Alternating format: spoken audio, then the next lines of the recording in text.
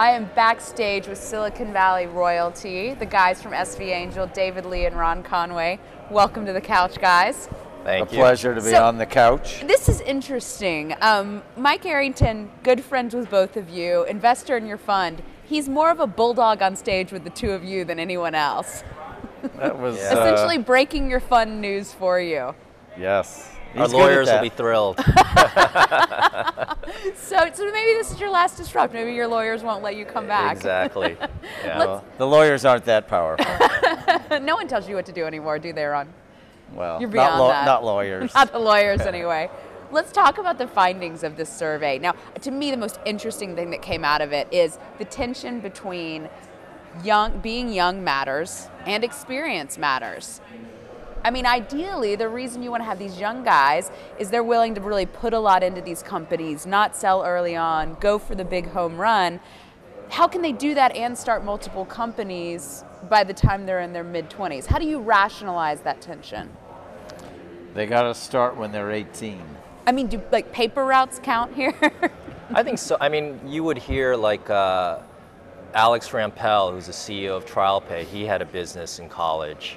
And I think I read somewhere that Mark Zuckerberg had a business in college. And while these aren't sort of traditional sort of Silicon Valley businesses of seeking VC financing, but they are businesses in terms of making a profit, understanding how to reach a consumer, understanding how to get users. Mm-hmm. And so I do think that experience matters. Mm-hmm. Mm-hmm. Yeah. So what do you think? I mean, this all reminds me of Peter Thiel's idea to have, help 15, 20 really smart kids stop out of school for a while, start a business. How do you guys feel about that? Do you think more people should be doing that? Well, I think Peter Thiel's project is fascinating, and in 2 years we'll know the results. Uh-huh. But I think the fact that he did that is hugely interesting. That, maybe it's as innovative as Y Combinator someday, but he's going to answer that question based on how those entrepreneurs do. Mm-hmm. But for people to get this experience, should they leave college?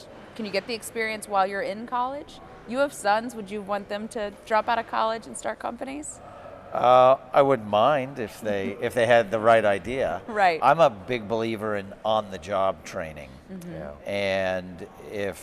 And I believe that entrepreneurs are born to be entrepreneurs. And so what that says is if an entrepreneur's in college and the idea pops in their head, they almost have to drop out because it's their calling. Mm-hmm. And the entrepreneurs that have done that, the Mark Andreessens, the Zuckerbergs, the Bill Gateses, have gone off to be very successful because they followed their entrepreneur instincts. Mm-hmm.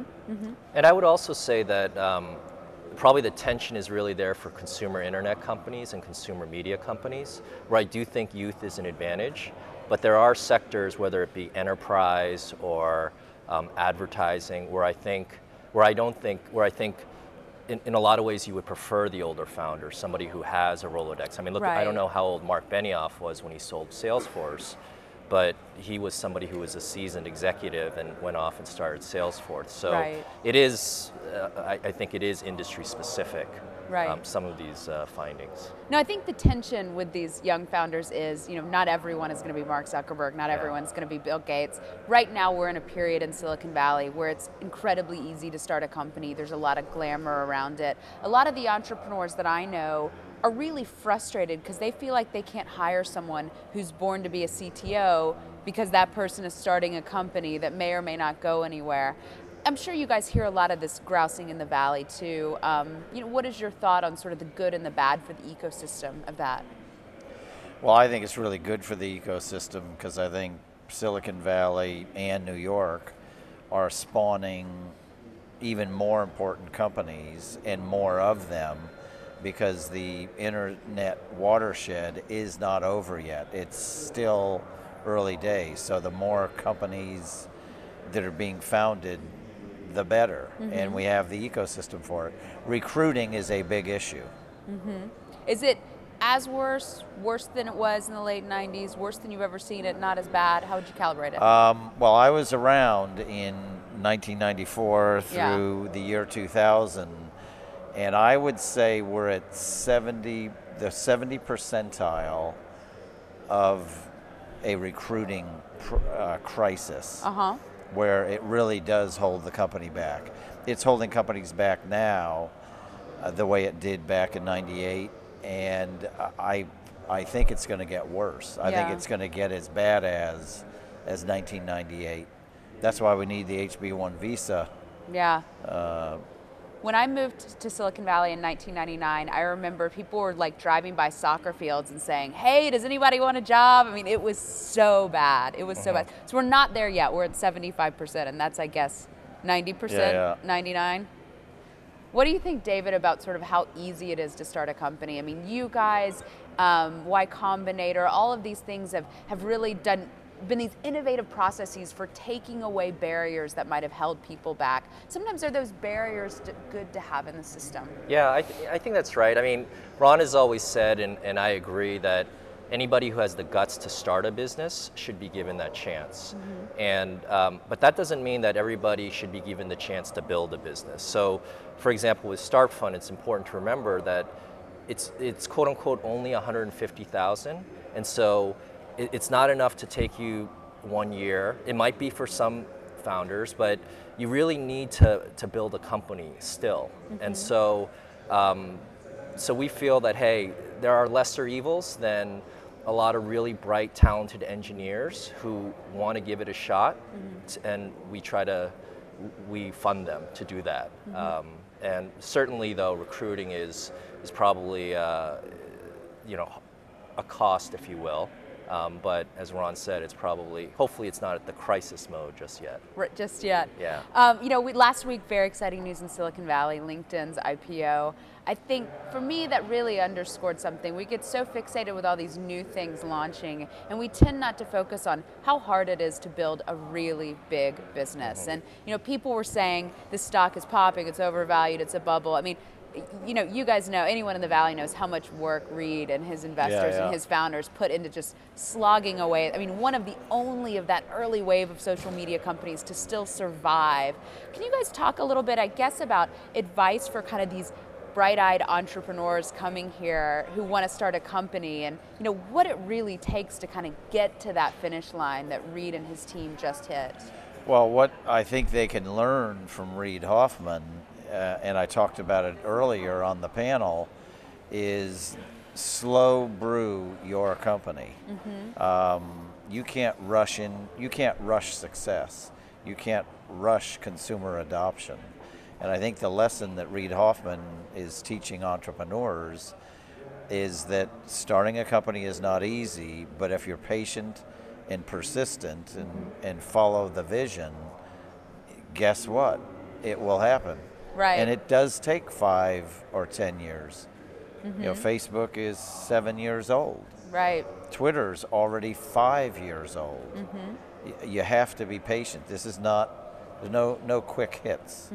Anything to add to that, David? I think the only thing I would add is that, I mean, I loved your article, and I was telling somebody that there are also folks like Kevin Hartz, Mike McHugh, Mike Walrath. Mike McHugh's a great example. Yeah, I mean, these are founders who, you know, they have hired and probably fired people, they've built teams, they've, you know, generated millions in revenue, and they've really been building their company and their business as well as building a product that reached users. And I would encourage founders to look for people like them as role models and as mentors, because they're also, you know, we know them all, and we're investors in all three of them. And they're very accessible. I always tell young entrepreneurs, pick up the phone and call these guys. To me, that's one of the great things about the Valley. People Ben pick up the Horowitz, phone and they'll take your time. And they're, I mean, Andreessen cold called Joshua Schachter in the early days of Delicious. I mean, you hear these stories all the time. Yeah.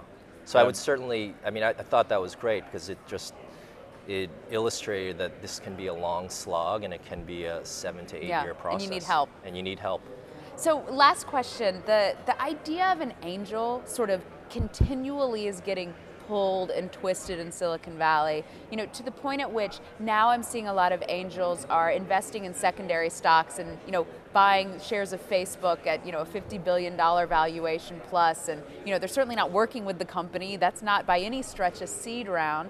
A lot of angels are saying that, they're not really even doing seed stage deals anymore. I mean, as guys who kind of started, this category in Silicon Valley by a lot of ways, I mean, what do you think about what the role of an angel is becoming, and are those people angels?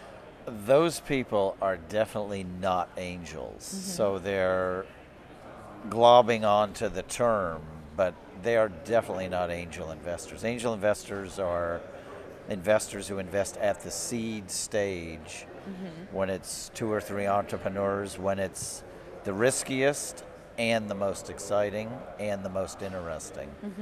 But anyone who invests in the secondary market or later stage companies should not be defining themselves. They're an individual investing money, not an angel. Exactly. I mean, I think for me, it's, are you investing your own money? Because if you're investing your own money, then you're an angel. And if you're not, then you're a fund. And so, I mean, and to be clear, I mean, he created the category, and he's the one who first, was investing his own money and then sort of institutionalized this practice and did it full time. But I do think that demarcation between your own money versus... So do you consider yourself an angel then? Because you have a fund.